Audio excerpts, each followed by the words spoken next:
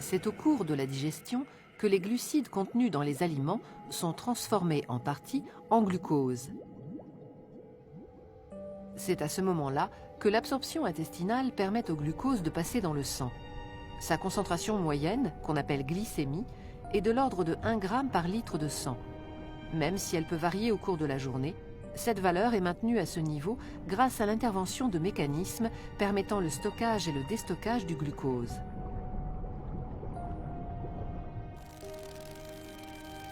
Car le glucose, source ou réserve d'énergie, est le carburant de nos cellules, nécessaire à leur fonctionnement.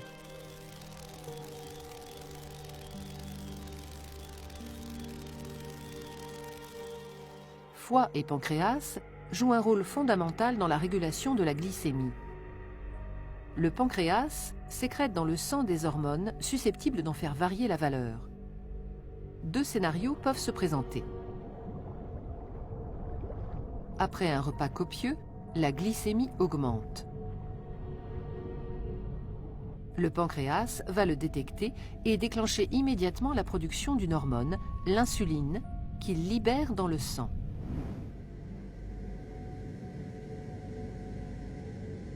L'insuline, c'est la petite clé qui permettra au glucose de pénétrer dans la plupart des cellules de l'organisme qui en ont besoin pour fonctionner. Mais l'insuline va également favoriser la mise en réserve du glucose dans les organes de stockage du corps, principalement le foie et les muscles.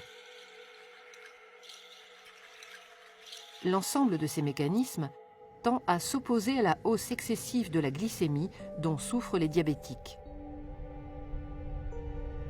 On peut donc dire que l'insuline sécrétée par le pancréas, en favorisant le stockage du glucose, fait baisser la glycémie.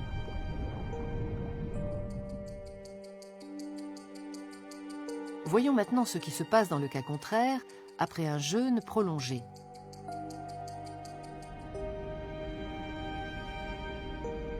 Le pancréas détecte une baisse de la glycémie, un manque de glucose dans le sang.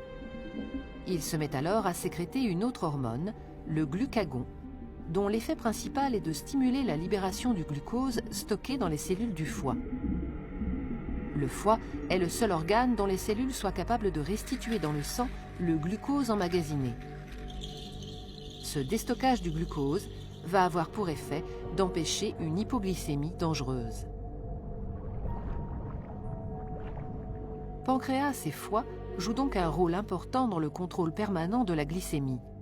Ce contrôle suppose un équilibre satisfaisant entre les 2 hormones antagonistes sécrétées par le pancréas et une gestion fine du stockage-déstockage du glucose dans le foie.